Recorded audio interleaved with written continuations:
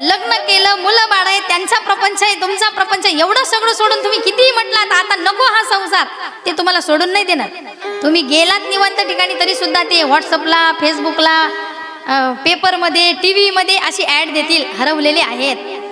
आणि तुम्हाला परत तिथं आणण्याकरिता 10,000 रुपयाचं बक्षीस ठेवतील. ते परत आणून देणार आहेत 10,000, पण तिथं तुम्हाला शांतता लागू देणार नाही. शांततेचा विषय तिथंच संपलाय. कुठं?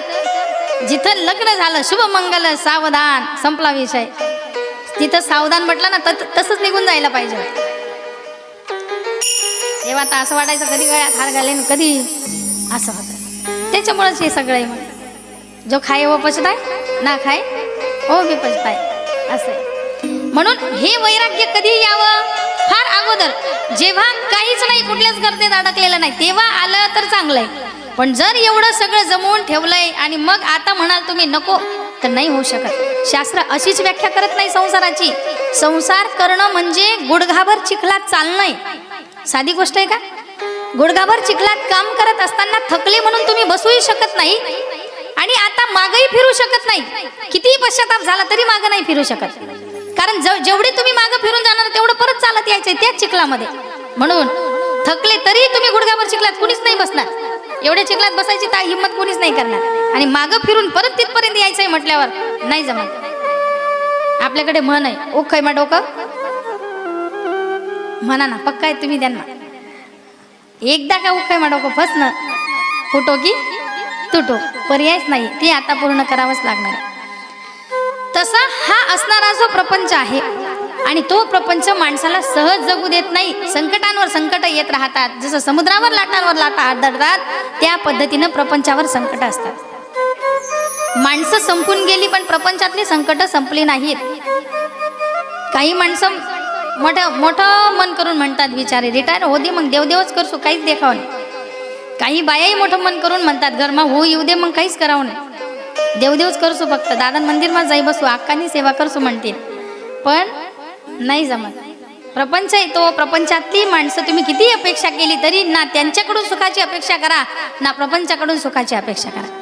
कारण मुळात दुःखाचं स्वरूपच आहे, त्याचं स्वरूपच दुःख रूप आहे प्रपंच. तरुणी प्रभुता गे हे शाल्यख बुद्धिदायका. घराघरात स्त्रियांची सत्ता आहे. आणि बुद्धिदायक म्हणजे आपल्याला काय लागतंय हा सल्ला आपण त्याला विचारतोय. आपल्या बुद्धीला चालना मिळावी ह्याकरिता आपण म्हणजे पत्नीच्या भावाचा सल्ला घेतोय. एवढंच नाही, कलियुगामध्ये कन्येचा विक्रय करू लागलेत म्हणे लोक. बघायला मिळतंय की नाही? ऐकणं गोष्ट लांबची राहिली, ऐकायला मिळतंय का असं नाही विचारलं मी तुम्हाला. बघायला मिळतंय की नाही? कलियुगात लोक आपल्या पोटच्याच मुली विकतायत. फार लांबची गोष्ट नाही, आपल्या आजूबाजूलाच घडतंय. हे कुठंच बघायचं काम नाही, आपल्या डोळ्यांनी पाहतोय आपण. हे नवरदेव आलेला स्पष्ट सांगतात मुलीवाले, आमनी पोरगी आहे अशी उभी राही, फक्त अशीच, काहीच करावं नाही. लाज आहे बिचाऱ्यानं. इथून आपण माणसं घेऊन जातो, त्या गाड्यांचे पैसे सुद्धा त्यांनाच भरायचे. कन्या विक्रयणो लोभात. लोभाच्या आहारी जाऊन लोक मुली सुद्धा विकायला लागले. याला विकणंच म्हणतात. राग येत असेल कदाचित तर ऐका, येऊ द्या, पण शास्त्रात सांगितले म्हणून सांगते. याला विकणंच म्हणतात. आपल्या कन्येचं दान करणं म्हणजे पृथ्वी दानाच्या समान पुण्य आपल्याला मिळतं. कन्यादान केलं तर, विकली तर नाही. म्हणून कन्यादानच करा. एवढं पुण्य कमवायला कुठंच जाणार नाहीत. आपण एवढे पुण्यवान नाही आहेत की एका पृथ्वीचं दान केल्याचं पुण्य आपल्या पदरात पाडायचं आहे आपल्याला. विकू नका, लक्षात ठेवा. कोण सुखी या जगामध्ये सांगा? राजा दुखिया, प्रजा दुखिया, कोई तन दुखिया, कोई मन दुखिया. प्रत्येक जण दुखी आहे. ज्याच्याकडे पाहिलं तो दुःखीच आहे. पण ऐका, जो भगवंताचा भक्त आहे तो मात्र या जगात सुखी आहे. ज्यानं भगवंताच्या चरणाचा आसरा घेतला असेल त्याच्या जीवनात संकट येत नाही असं नाही, पण संकटाची तीव्रता मात्र त्याला तेवढी जाणवत नाही. तो त्याच्याकडे लक्षच देत नाही. पहिला मुद्दा हा आहे. विषय असा आहे, आपण ह्या सगळ्यांना आपलं म्हणतोय म्हणून त्रास भोगतोय. पुढे गोकर्ण आख्यानामध्ये छान वर्णन आहे या गोष्टीचं, मी सांगेल तुम्हाला. पण हे सगळं आपण अंगीकारलंय ना, म्हणून या सगळ्याचा त्रास आपल्याला भोगावा लागतो, म्हणून दुःख आहे. पण ऐका, भगवंताच्या चरणाशिवाय या जगात तुम्हाला सुख कुठंच मिळणार नाही. त्याचा आसरा घ्या म्हणजे सुखाची प्राप्ती होईल. आणि त्या सुखाकरता चाललंय हे सगळं. सगळी धावपळ कशा करताय आपली? सुखाकरताच चालली. पण जोपर्यंत आपण अशा पद्धतीने त्याला शरण जात नाही, त्याच्या चरणाचा आसरा घेत नाही, तोपर्यंत आपल्याला सुखाची प्राप्ती होणार नाही. म्हणून सनकादिकांनी प्रश्न विचारला, अहो नारदजी, एखाद्या ज्याला धन आवडतं अशा माणसाचं धन लुबाडून न्यावं कुणीतरी, आणि त्याच्या चेहऱ्यावर जेव्हा ते भाव प्रगट होतात, असे भाव घेऊन का फिरतायत? कुश चिंता तुरो भवान. कसली चिंता आहे म्हणे तुम्हाला? एखाद्या प्रापंचिक असणाऱ्या माणसासारखे चिंतेचे भाव आहेत तुमच्या चेहऱ्यावर. काय घडलं असं? ना प्रपंच आहे, ना संसार आहे, ना कुठल्याही प्रकारचं काळजी करण्याचं साधनच नाही. नेहमी भगवंताच्या नामस्मरणामध्ये दंग राहता तुम्ही. आणि आज असं काय झालं की एवढा चेहरा पडलाय तुमचा? अनेक उदाहरणं दिलेत सनकादिकांनी त्या ठिकाणी. पण नारदजींनी सांगितलं, ना कुणी लुबाडणाऱ्यानं माझं धन लुबाडून नेलंय, कारण माझ्याकडे हे चिपडे आणि विनाशिवाय दुसरं काहीच नाहीये.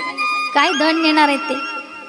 किंवा ना मला प्रपंचाची काळजी आहे, माझा प्रपंच भगवंतच आहे म्हटल्यानंतर विषय तो त्यांचा झाला नारायण, काय लुबाडून नेणार आहे ते माझ्याकडे?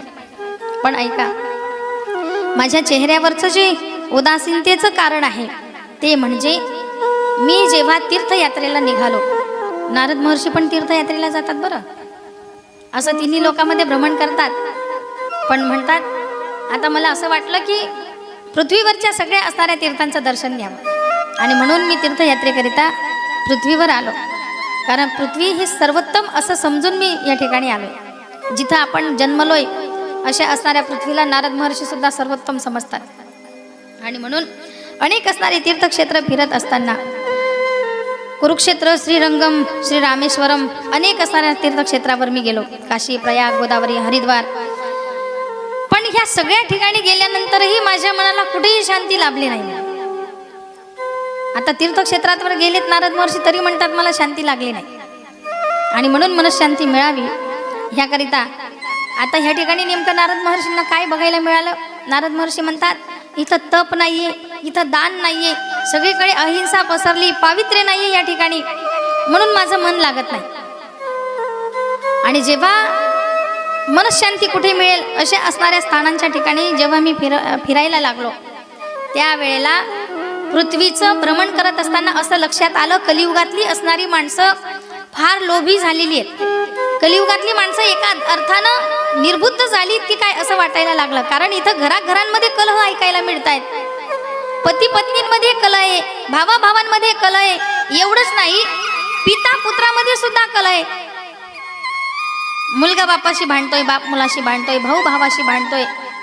इथं एकत्रीकरण असं कुणाचंच राहिलेलं नाही. एवढंच नाही, जी आईनं जन्म दिलाय, जी जीवाहीपेक्षा आपल्या स्वतःच्या जीवापेक्षा जास्त प्रेम करते आपल्या लेकरांवर, अशा आईच्या विषयी त्यांच्या मनात कुठलाही असा भाव राहिलेला नाही.